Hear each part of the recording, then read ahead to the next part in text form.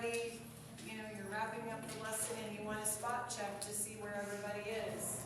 We're promoting oral language interaction because kids are talking, they're listening.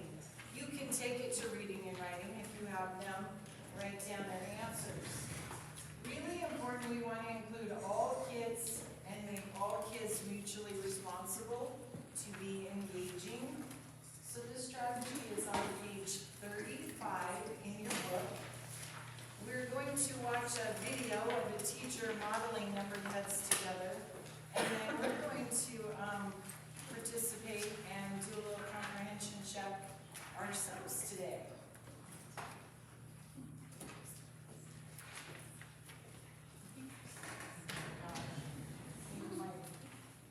There we go. Now I'll give you think time. What's Mrs. Steinbacher's favorite color? Think time. Numbered heads together.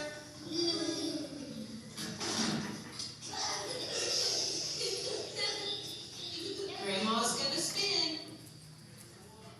One stand up. One's what's my favorite color? Oh, good job. Okay, have a seat. Okay, now we're going to do some questions over the 3 body systems we've been learning about.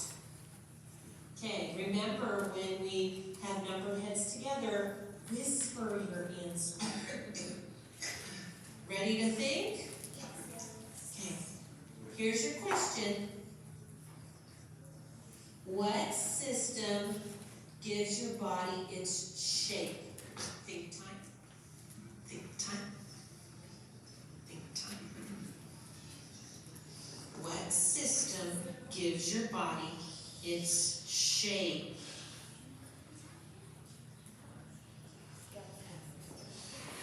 Numbered heads together.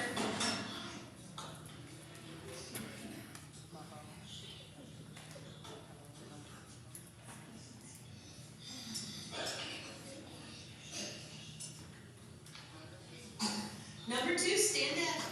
2, stand up. 2, stand up. Okay, 2s, what's the answer? That's right. Give yourselves a pat on the back. Okay. Ready? Freeze. Next question. What system helps us breathe? We use our lungs. Think time.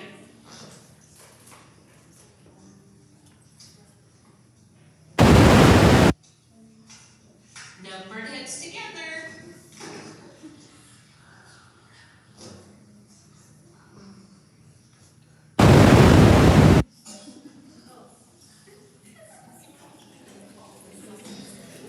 Number 2, stand up.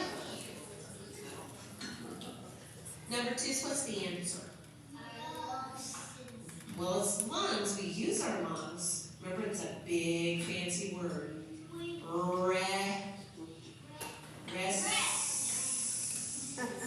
Respiratory system. What's that word again? Respiratory system.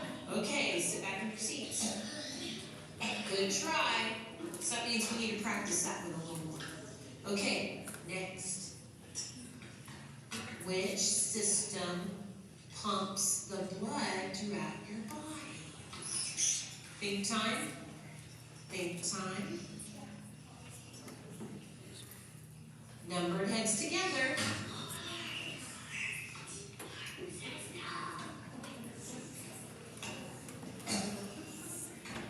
3, stand up.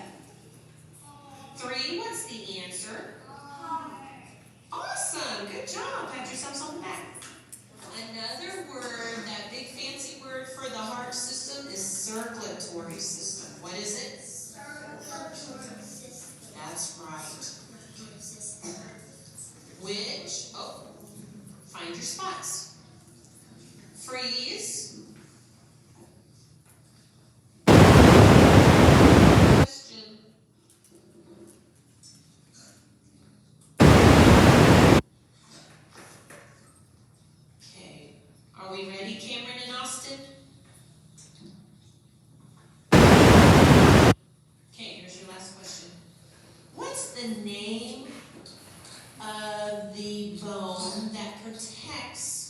your brain. Think time. We're sitting down, thinking. What is that bone, special bone, that protects your brain? Think time. No, either.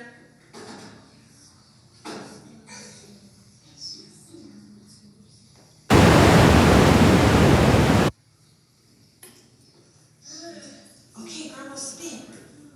Number twos. Number twos. Okay, number twos, what's the answer? School. Nice. Absolutely right. If we didn't have that skull, what would happen to our brain? We wouldn't think. Well, we could think, but what would happen? We'll die in our head. We love little kids, don't we? Okay, so the caution with actual heads together is creepy crawlies, right? We don't want to be sharing. So I always say to kids, like, close together in a 1-inch whisper voice, but we really don't want hair touching. Okay, so we're going to have numbered heads together. You all have an index card with a number on it and a color. So in your table groups, you are going to do numbered heads together. And I'm going to ask some questions of some things we've learned today. And then I'm going to call out yellow 1, green 2, blue 4, which is what I have. And then those people will stand up and we'll have them share the answer.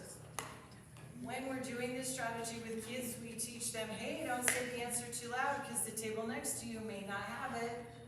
But this is a great strategy for comprehension checks to see where they are in their learning. And then remember, errors are information.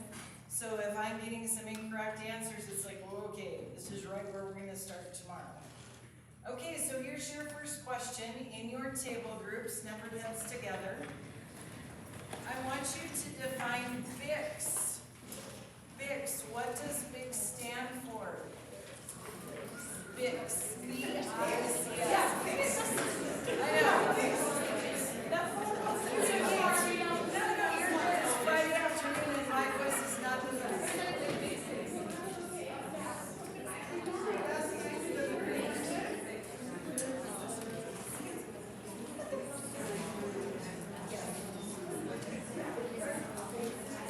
What does BICS, B-I-C-S, stand for?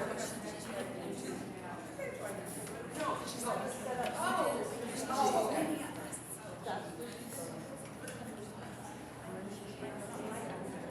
All right, where's all my number twos? Number twos, stand up. Number twos.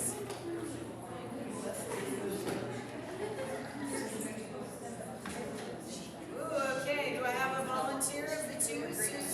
Who wants to take a risk? Twos.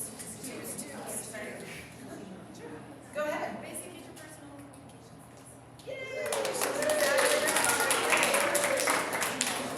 So, basic, that's the iceberg above the water.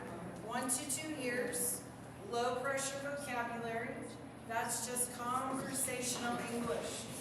So as you think of your kiddos coming in, your low vocabulary kids, your English learners, takes about 1 to 2 years to get there. That doesn't happen overnight. And then, are they extroverts and they're very motivated like Javier to get a date? Or are they introverts and they're pretty shy and quiet? Maybe they've had some trauma. May take a little bit longer. Okay, CALP. Think about it. CALP, what does CALP stand for? C-A-L-P. Numbered heads together with your group.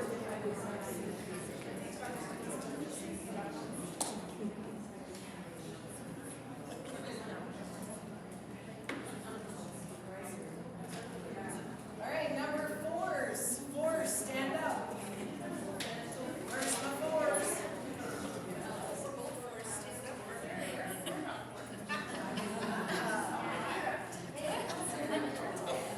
All right, in unison.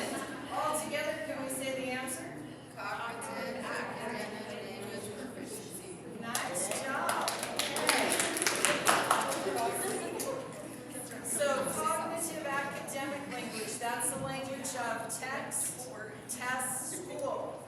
Kids don't practice that at home, and don't make the assumption they do. If you give homework, there may be this much practice of it, but really the only opportunity kids get to practice academic language is in your classroom. Let them use it, listen, speak, read, and write. All right, today I mentioned several researchers. We've seen some on the screen, there's some in your book. Come up with 3 researchers that you've heard about today. 3 researchers.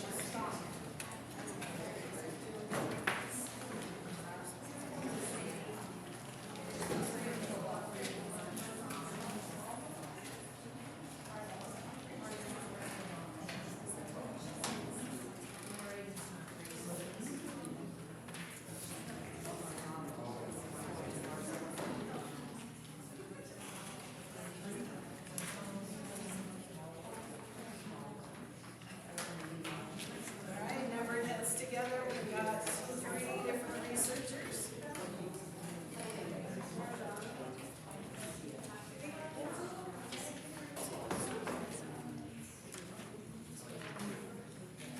Number ones, please stand up. Okay. We got a bunch of ones in the back. Oh. It's all right, I'm gonna call on each of you, just throw out a researcher, and if someone uses yours, that's okay, say it again. Good job. Just don't have one yet. We'll come back to you. Say it again. Okay. Okay. How about over here? All right, so there's a bunch in there. We've touched on them today. Always go back to the research. Okay, research validated strategies and teaching and learning. Okay, so that's numbered heads together. Lots of ways to do it. You can hand out index cards. You can pull sticks out of a can with names on it, numbers. That's totally up to you. This strategy is great for activating prior knowledge, focusing on academic vocabulary. Okay, we can have kids mix calcs, that's vocabulary. We want to make sure that all kids are included and we raise that level of accountability, because I could say, okay, I just want blue number 1 to answer. Okay, so we have all kids engaging. And you can do it, you can write numbers. I've seen teachers write numbers on their desk, whiteboard, whichever works best for you. All right, next on your table, you have some index cards that look like this. Choose an index card, whatever color you want, and if there's not your favorite color, and I have it here, you know what it is.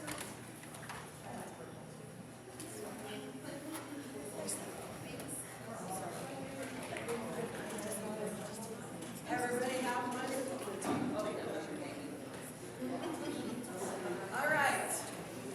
I shared with you my story of undulating, and I'm guilty of not using research-validated strategies, especially when I taught 5th and 6th grade. I put the vocabulary words on the board on Monday, I'd say define it, use it in a sentence, and I'd give a quiz on Friday. The least effective way to learn vocabulary. We also know from research, the second least effective is to say to kids, oh, read it in your book. Look it up in the book. We assume that's a good way, but for the lowest 33% and part of your 33 in the middle, it's not effective. What research tells us is to use the Freyer model or the 4-square model. We want a vocabulary word. We want a definition of that word. A drawing, that quick sketch, some kind of visual support. And I forgot earlier when I was talking about accommodations and modifications. These things are super cheap to buy online. Printing is expensive. I can get all kinds of vocabulary words with graphic supports much cheaper in kits like this than printing them, and it's ready to go as a teacher. We want students to use it in a sentence, but make sure that vocabulary word is in the center of the sentence. If I say, it was undulating, does that show I know what that word means? No. If it's embedded in the center of the sentence, then I have some context for the definition around it. Extending learning, going to the higher levels, I can do facts and characteristics. We pointed out the word part hydro, the prefix hydro meant water. I may want to highlight a prefix, a noun, a verb, an adjective, a Greek or Latin root word. Okay, so I can extend learning by adding into that some facts about it, characteristics, some history behind the word. So upper grades, really nice to extend that learning. So on your index card, I'd like you to draw out, I'd like a circle in the middle. I'm going to give you a vocabulary word and then have 4 squares. So the words I'm handing out are real words. I'm going to give 1 for about every, how many people do we have? About every 3 people. So this one is spondylix. Anybody know what it is? You may use your phones and do a search. I want you to put spondylix. If this is your word, we're going to do it here. We're going to write a definition. We're going to have a drawing. We're going to use it in a sentence. And then you can tell me, is it a noun, an adjective, a verb? All right. Here you go, ladies. Let's see. Watch lists. Feel free to use your phones and look these up.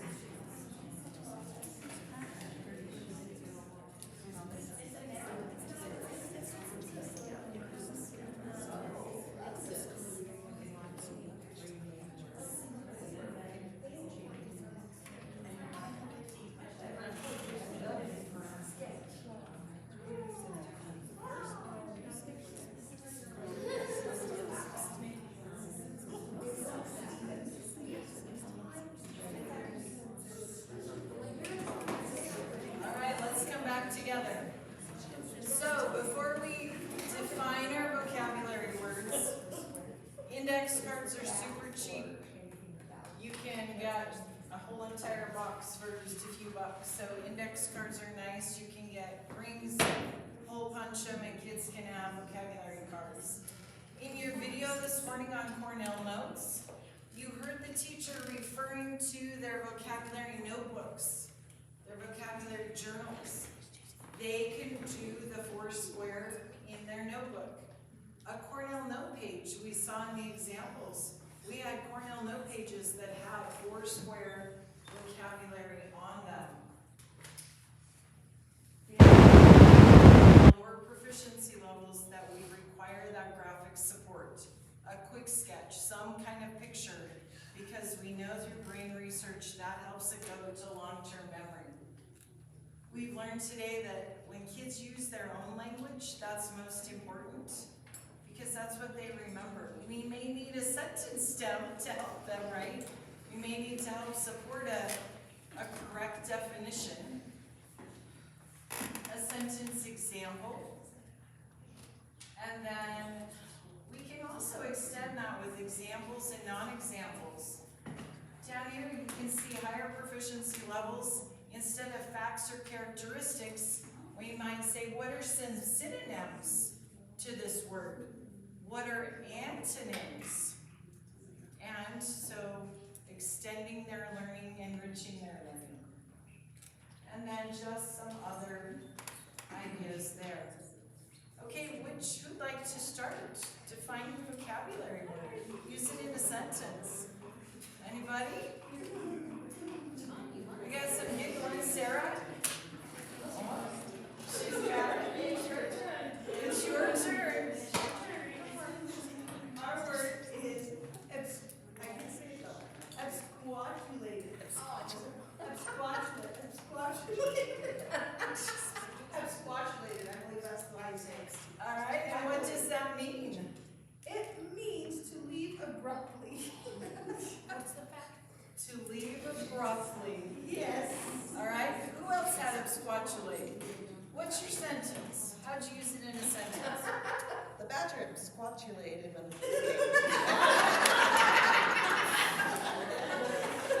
We recently had a badger on the playground, so that's. Yeah, I gathered that this morning. Yeah, big events in Ruston, right? Oh, yeah. So actually, where I live, I have seen a badger, and the coyotes this year have been super bold. So, yeah, I get that. Those are kind of fun, but yeah, I don't want to encounter a badger either. Okay, who has spondylitis? You have spondylitis. Okay, what's the definition of that? It's an old-fashioned slang term for money or cash. Old-fashioned term for money or cash. All right, how'd you use it in a sentence? Go spend, well, this is hers. Go spend all your spondylitis in one place. There you go. Okay. Who had Fubsy? Fubsy.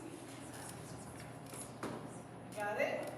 All right, what's the definition of Fubsy? Fat or chubby.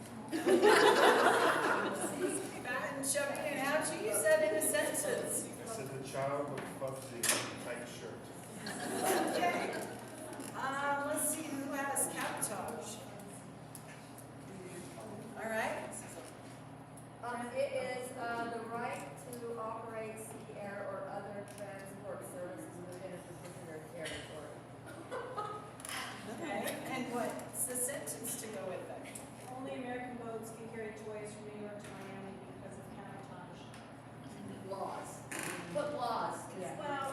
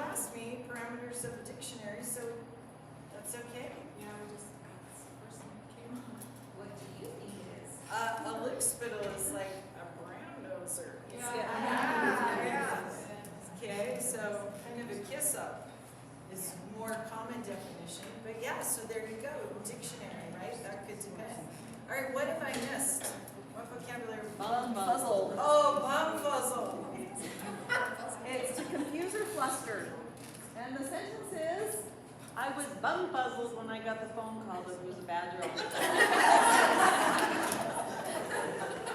There you go.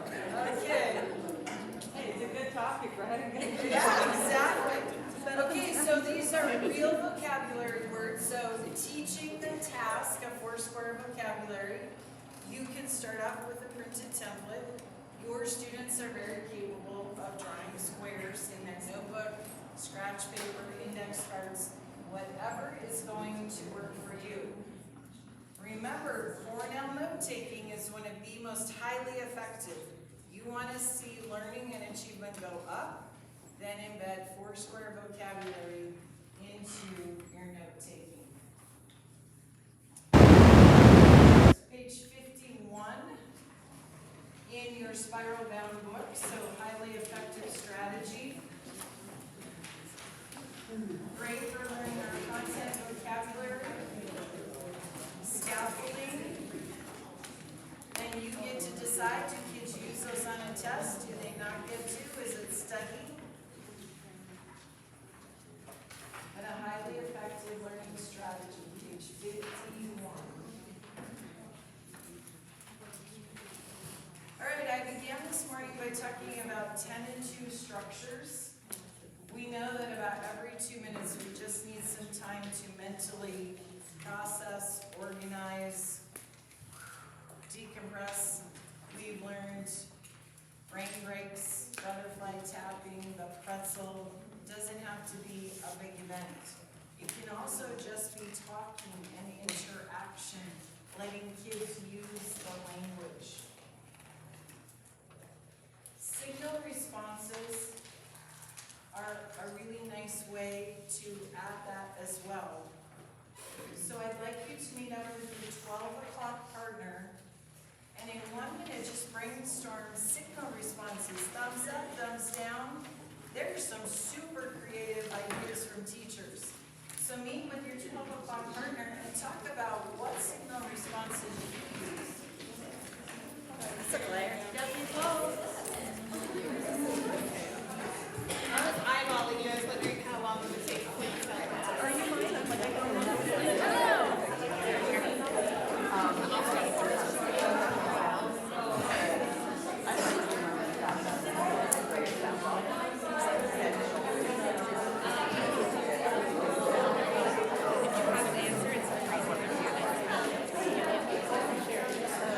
when you're ready,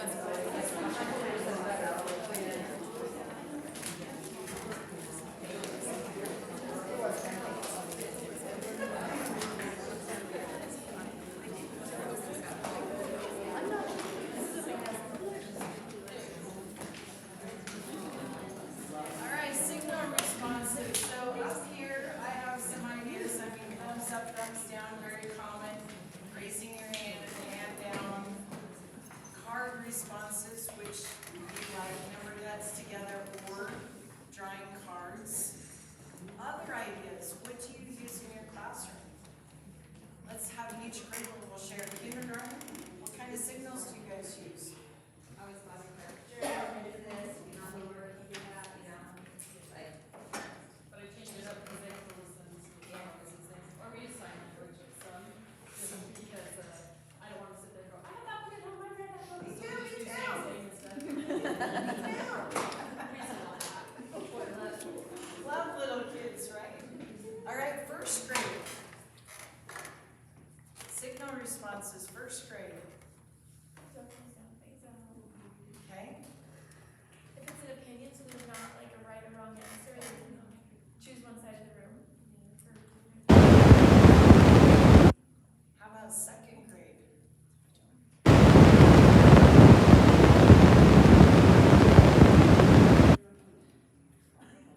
Anything? Whiteboards? Yeah, exactly. Okay, I've taught you the brain. You can ask kids, where are you in your learning? If they're like this, that lets you know, ooh, no, teacher, I don't have it, I need help. Might be right here, or it might be, I'm up here, I'm good, keep going. Okay, so that's something else to teach them. Up here, close, a 1, a 2, a 3, you can define that. A 1, not there, a 2, oh, I feel okay, a 3, I've got it. Up here is really nice because their friends can't see it, it's pretty safe. Same with the whiteboard, if they're all here, you can see. Okay, so be thinking about how all kids can participate with signals. Opportunities to process information orally. Okay, that's nice, intended to structures. Focusing on comprehension, where are they in their learning?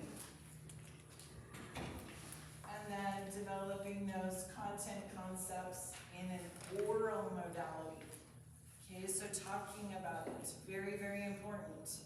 Remember oracy, I should have used oracy for our numbered heads together. Okay, oracy, oral language fluency. All the latest research, it is foundational to reading. If kids are not speaking orally, fluently, they can't roll it out of their mouth, it's really going to hinder reading and writing. Okay, that strategy is on page 31 in your book. Some others that we have tried out today, we've just done turn and talks. I've just said with the table partner, with someone sitting close to you, sharing notes with a buddy. Okay, when we did numbered heads together, some of you were getting out your notes, some of you had pictures that you took from the slides, so that was sharing. You can summarize the concept orally, put kids together. Let's summarize your learning today. Write a summary or prepare an oral summary of what you learned today.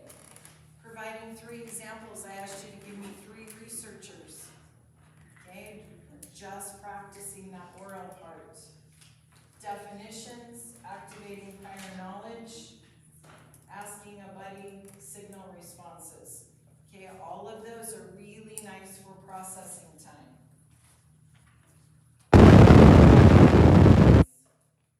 Think, pair, share, we did this morning with acronyms. Paired verbal fluency. That works really well with Paraphrase Passport, our gallery walk. They're hearing our lower vocabulary kids, see others talking, there's modeling, and then they can implement that paired verbal fluency. Stir the class, I talked about earlier. That's also stay or stray, stir the class when I want people moving. I might see groups aren't working, gotta stir it up. Or I might have a real expert who knows a lot, and I want that student to move around to other groups. And then Paraphrase Passport, we talked about earlier. Have a yellow sheet, give one, get one when you pull that out, please.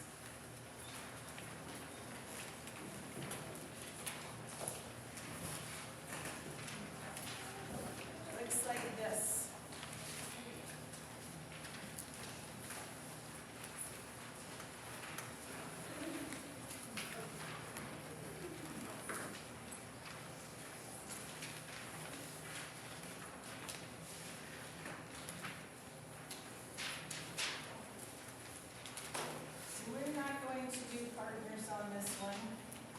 can see on the give one, get one template.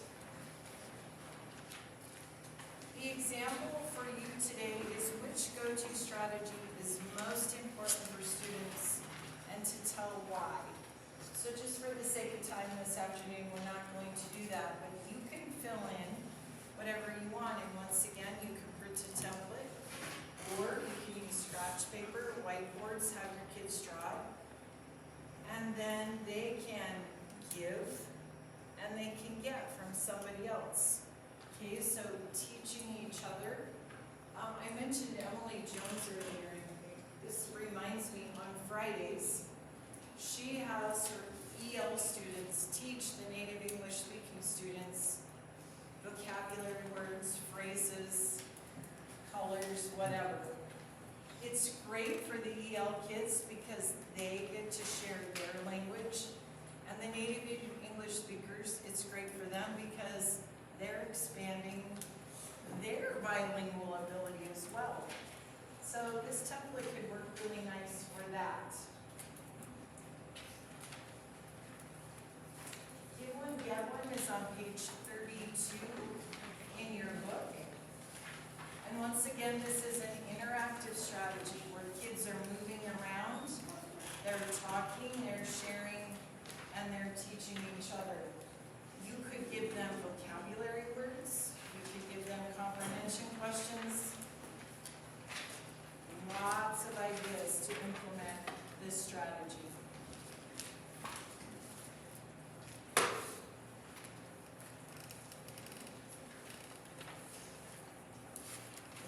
All right, in your book, I would like you to look, you can go to your matrix on page 19.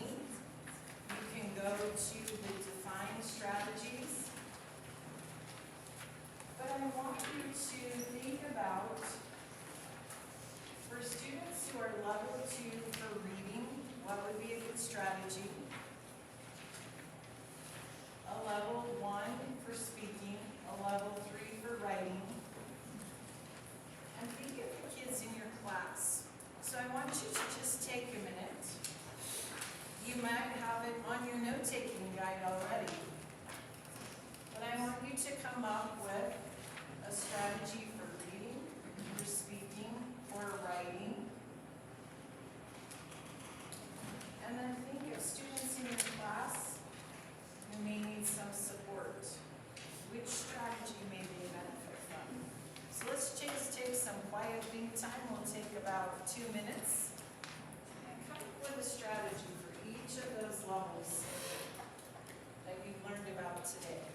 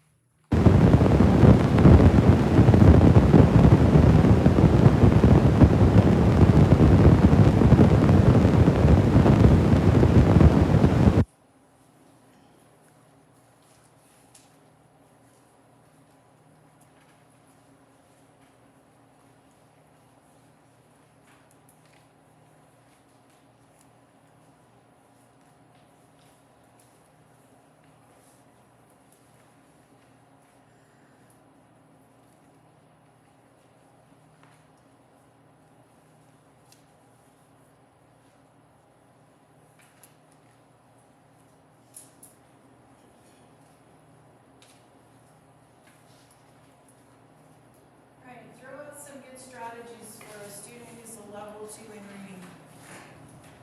What would work? Say it a little louder. Shared reading. Shared reading. Anybody else do something different? If we're trying to go from a 2 to a 3, we already have a 2, then just one strategy. All right, so looking at your matrix, you can see all of those, page 19, page 20, or you can go into your book and you can see each of those levels. And remember, it might be a strategy you really want to try, and maybe it's not quite right for a level 2. That just means you need some more support, some more modeling, scaffolding. How about students who are level 1 in speaking? That's a tricky one. I think that's probably the most challenging. What's a good strategy for a low level? Let's guess no questions. Okay?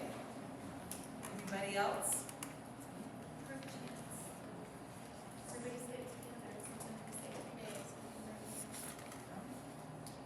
Okay, so referring back to this, and remember, we want to spend a lot of time with the speaking piece.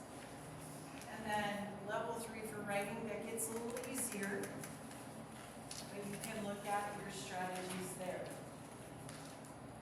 Okay, let's talk about graphic organizers. I touched on this a little while ago. And here's what the research says about graphic organizers. As teachers, we are rock stars at implementing graphic organizers. We have more graphic organizers we can pull from than we could possibly use in a school year. But here's the issue. What do highly effective teachers do next? And I'm guilty of this, and I remember looks on kids' faces. We take the graphic organizer, okay, we're gonna brainstorm all these ideas, right? A spider graph, right? You have all these keywords. And then I would say to kids, okay, now take all those ideas and go write your report. And they look at you like, what? Right? That's a pretty big leap. I've gone from here to here without building a bridge in between. We need to provide scaffolds for the next steps. How do we get complete sentences and paragraphs? Because just a keyword is not, for our striving kiddos, that's a big reach to them writing a report.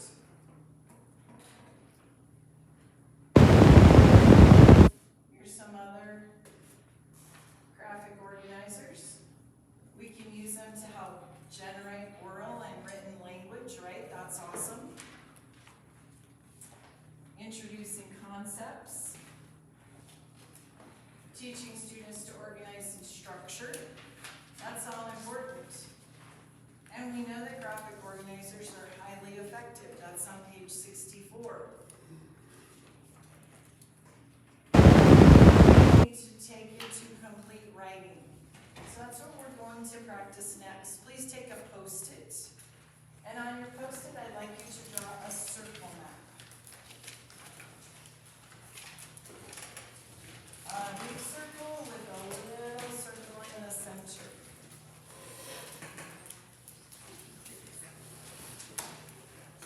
In the center of the small circle, you can either write really small or you can put the initials, Dr. Martin Luther King Jr. or MLK. MLK. And then in the big circle, just thinking quietly on your own background knowledge, what do you know about Dr. Martin Luther King? Write out some keywords. Maybe you remember he was assassinated. Maybe you know he was a minister. Put that in the circle.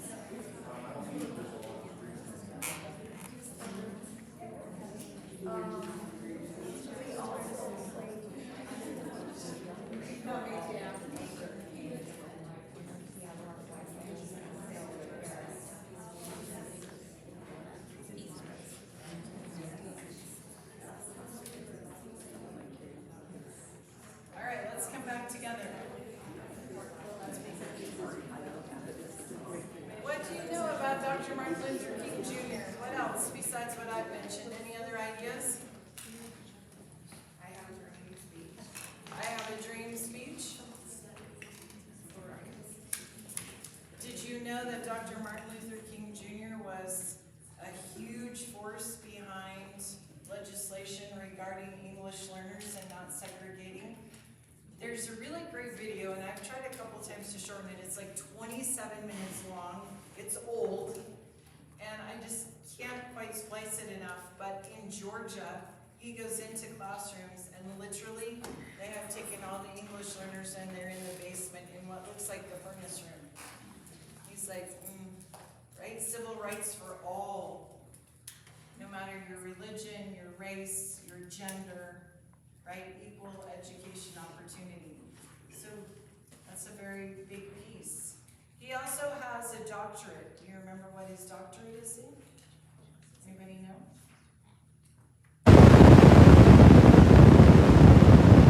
Timeline graphic organizer, please. It's white in your packet.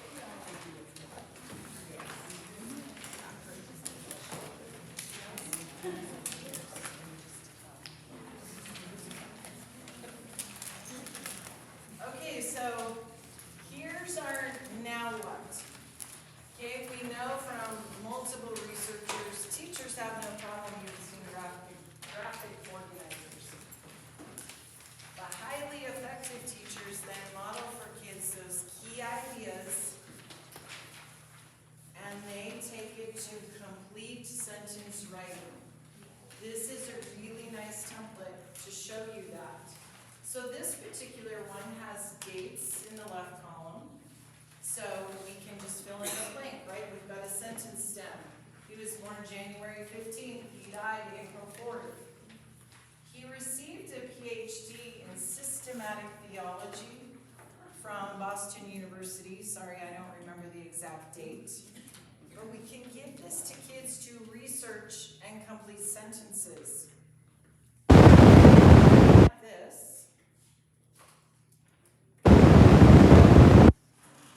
These lend themselves to topic sentences. Paragraphs, so I have 1, 2, 3, 4, 5, 6 on the timeline, which could give me 6 different paragraphs. I could beef it up to make it a little bit nicer topic sentence, depending on your grade level and what you want the outcome to be. Ask my students, okay, now write 1, 2, 3 supporting details and really modeling how we're going to write a paragraph. I want a paragraph on when he was born. Where was he born? How many were in his family? We can find out all kinds of details. His death, where did he die? What happened? Supporting details. So we can start with something basic like a circle map, just background. How much do you know? How much does the class know? And then we want to build the bridge to the then what. Another great interactive strategy that goes with this are roving charts. I can put this on a chart like we did here today. And I can have kids move around the room with their circle map and add details to charts. And getting them moving, I can have them stay and share and hit all 4 language domains. We're listening, speaking, reading, and writing. We can do it with a concept map, we can do it in a table, we can have them move around the room. Our ambassador is often the kid who knows a lot. My son would be one of these. He's a history buff. Like he knows an incredible amount about history, military history, geography. So Zach might be an ambassador that I have rotate around. Or maybe he isn't the kid I have rotate around. So those decisions are up to you. For kids who need movement, right? When we're moving around to charts and we're reading, writing, listening, speaking, that's a good thing. And listening to others, summarizing those concepts. Okay, so roving charts, roving ambassadors, stir the class, all very similar. Interactive strategy on page 37. Next in your packet, will you please take out the purple paper?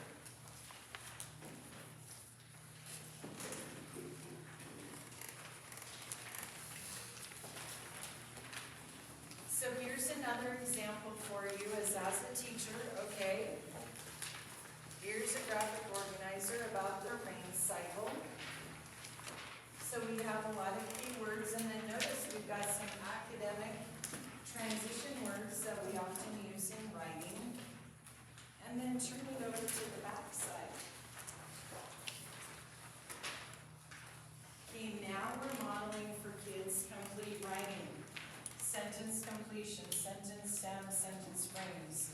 You can add a little more, you can take some away depending on their levels and the level of support of where they are.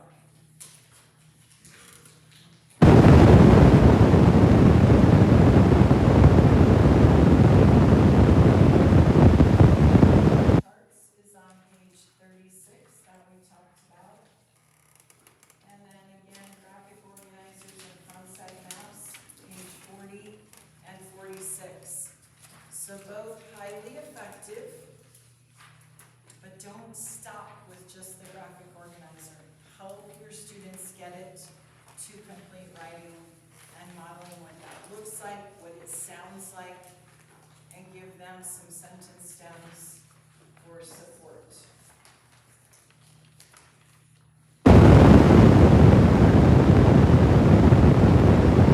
Earlier, one of the least effective ways to learn vocabulary, besides defining it from the teacher who writes it on the board, is saying to kids, okay, read it in your book.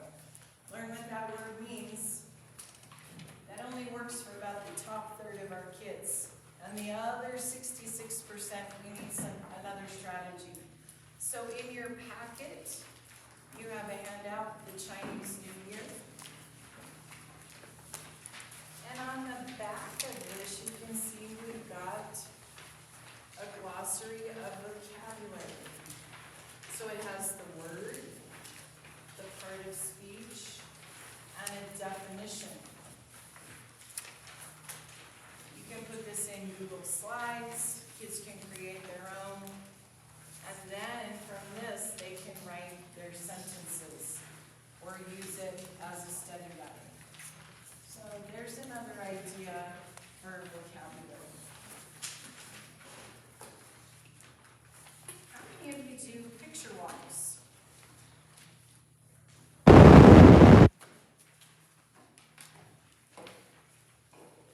Just a picture walk. Highly effective strategy on page 57. Doesn't matter the age or grade. A picture walk is when we just take the time to walk through a text. One of my favorite books, The Kissing Hand.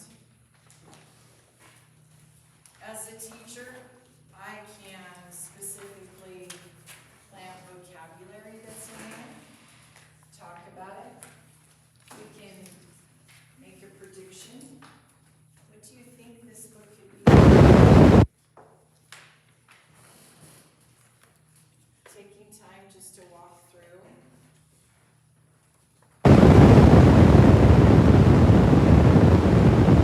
Learned skill. Our students are not born to pay attention to the details. That comes from modeling and teaching. Our striving students often get so focused on the text, they totally ignore the pictures, but pictures are a huge part of comprehension. In a textbook, you can start with a picture walk of charts, graphs. Start at the very back of the book with the questions at the end of the chapter, and literally go backwards to guide their learning. Scaffold comprehension, just taking the time to pay attention to the details. And then, as I said, you can highlight key vocabulary that you're teaching.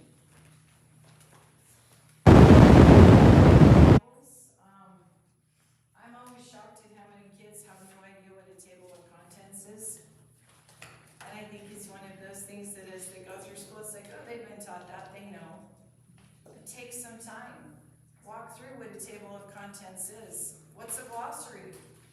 How do you use it? An index. Here's another one. Striving kids don't understand bolded, underlined, or italicized words. Why are they in bold? So highlighting that and taking the time through a picture walk to deliberately, explicitly teach each of those parts.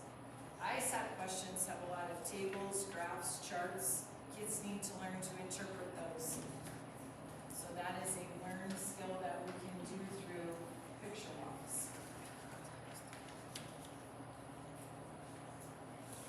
Okay, so I mentioned just a minute ago teaching the text backwards. So we usually say, you know, read the chapter, answer the questions, turn them in, right? My least favorite teacher was my 8th grade science teacher because that's what we did every day. Read the chapter, answer the questions, turn it in, see you tomorrow. There were no experiments, no hands-on learning, maybe a movie here and there. It was pretty boring. But teaching the text backwards, we can do all the application first, that front loading, getting kids engaged and excited, discussing the material, reading all of those questions at the end to set the stage. Okay, as you're reading, here's what you're reading for. Here's what you need to be learning. So it's not a mystery. And then last, we assign that text to them.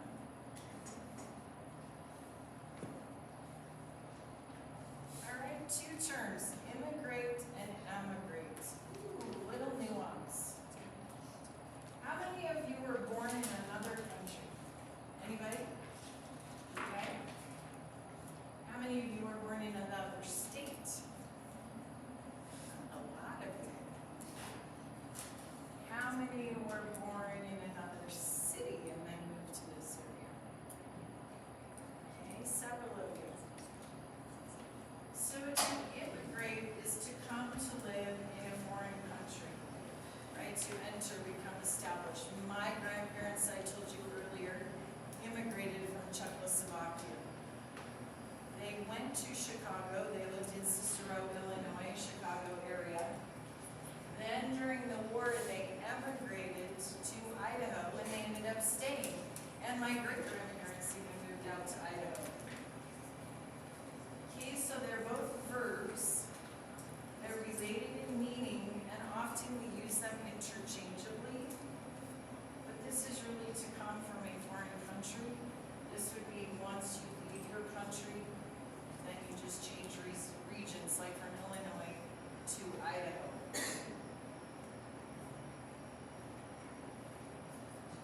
All kids have a story. All families have a story. And one of the last, as a teacher, and I will never forget this because this grandmother was exactly right. I thought it'd be a great lesson to do a family tree. Bad idea. Because this little girl had half of a tree, and she didn't know the other half of the tree, but it didn't, I didn't think it through as a teacher. But when you know better, you do better. And this grandma called in and ripped me a new one. And she was right. But we want kids to be able to tell their story, and maybe a family tree isn't an ideal thing, because this little girl didn't know who her father was, no contact, blah, blah, blah. You know the stories. You are in the trench every day. You get it. Well, let's give kids an opportunity to talk about their family history. Everybody came from somewhere. And maybe they're 4th generation Preston, Idaho, but where did their family originate? How did they get to the United States? My grandmother tells the story of coming to Idaho on the train. And they were super popular in Cicero because they had a tropical fish aquarium. And she brought all those fish in unused paint cans with holes in the top on the train. And she set up the fish aquarium. When they got to Pocatello, Idaho, they were the talk of the town until aerosol air fresheners came out. And my grandmother just sprayed that around and all the fish died. Okay, so that's a family story. They emigrated from Illinois to Idaho, or immigrated to, by train and they settled. So we can give sentence stems and have kids tell their story. And whatever that looks like, if they have family traditions, but really acknowledging and building that background and culture. Okay, so that was one of our principles. How are you going to bring their culture into your classroom? So this is a nice opportunity to do that. In your packet, you have a pink piece of paper about immigration. Looks like this.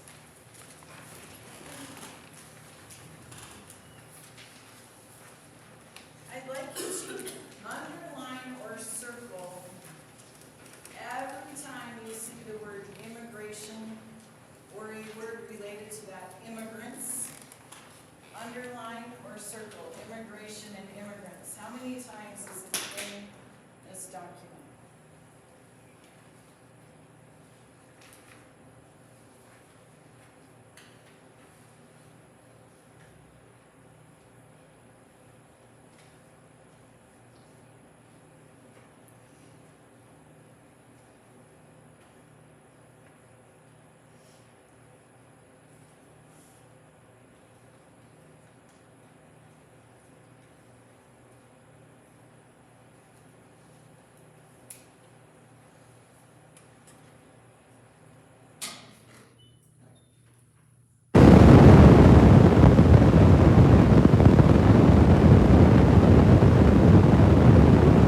Times do we see it in this passage? I see 5, 6.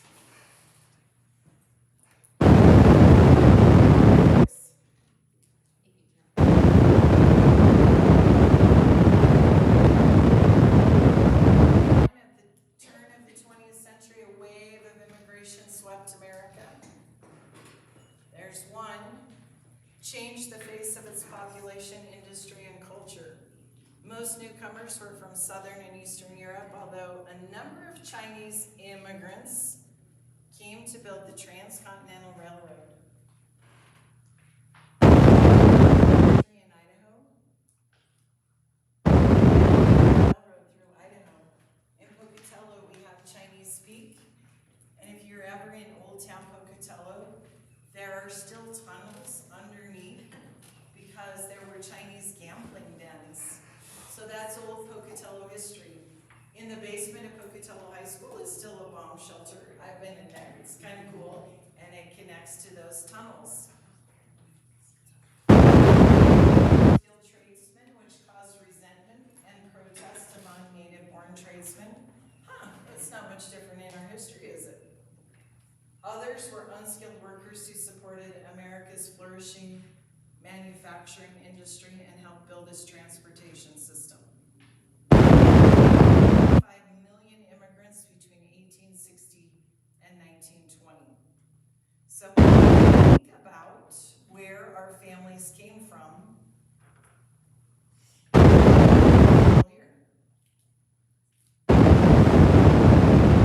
We had the Spanish, and we had this small little group of pilgrims who came later, but even Christopher Columbus. So when we think of family stories, honoring that culture and helping to build that understanding. So this is a really nice strategy to highlight words that they've already heard, because our striving readers see something like this and go, I can't read that, it's too much. But it's like, wait a minute, you already know immigration, immigrants. There are 8 words in that you already know, and then look at all the other words. So breaking it down is a really nice strategy to help them. All right, teaching the text backwards. That strategy is on page 59 in your book. And then we talked about key sentence frames a little bit earlier, and that strategy is on page 41 in your spiral bound book.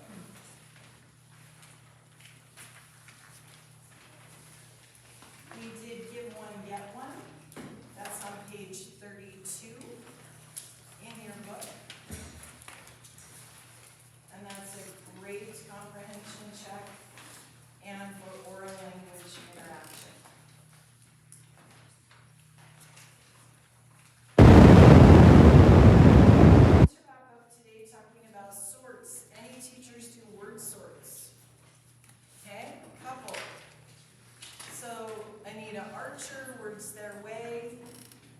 sorts are a great opportunity for kids just to interact with words. When we sort, we can have open sorts and closed sorts. Sort is when me as a teacher, I decide what the categories are. Insects, arachnids. For my low vocabulary kids, I might have them just sorting pictures.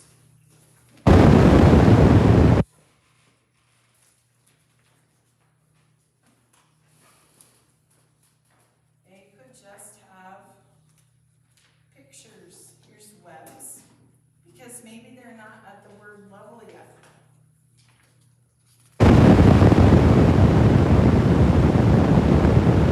Sort, on the other hand, is when you let your students decide the categories. To interact with the vocabulary. So this is going to be our final activity today. In your table group, I want you to sort these into at least 2 categories.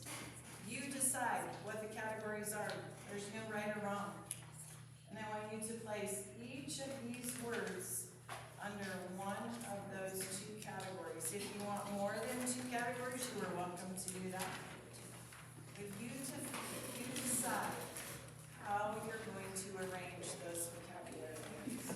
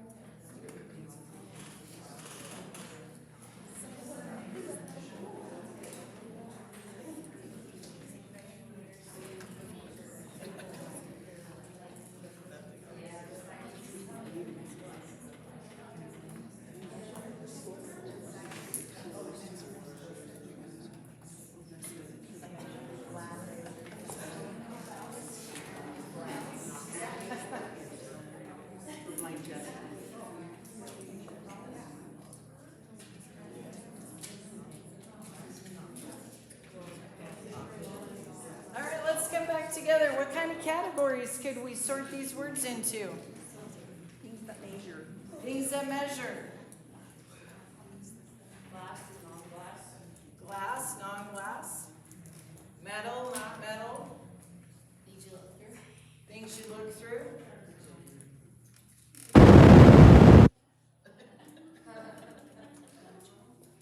Yeah, so give your students the opportunity to do sorts.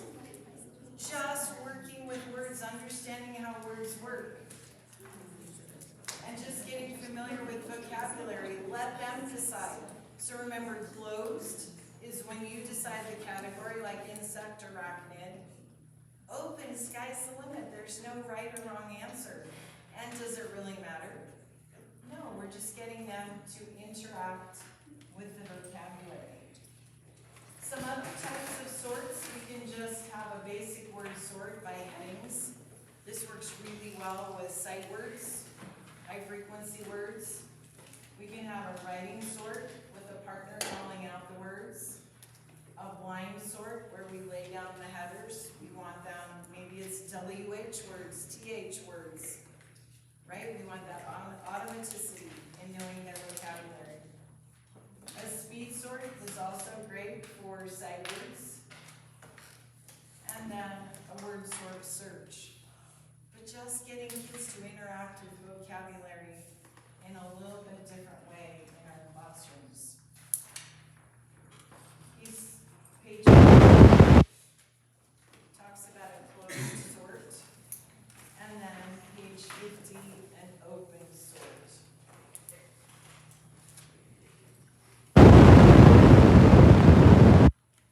All right, we are to the end of the day.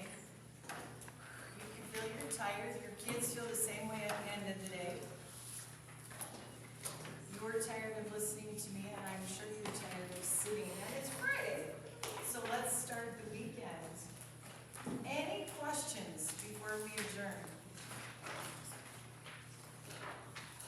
On the back of your agenda is my email and my telephone number. Feel free to reach out if you have any questions after you leave here today. I welcome you reaching out. And your very last task and to get out, if you'll please use your phone for that QR code.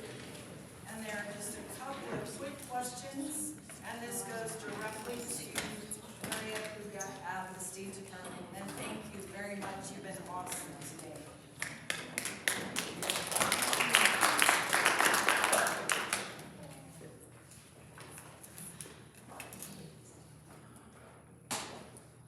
If you have leader reports, vocabulary words, or numbered heads together cards, will you just slide those into the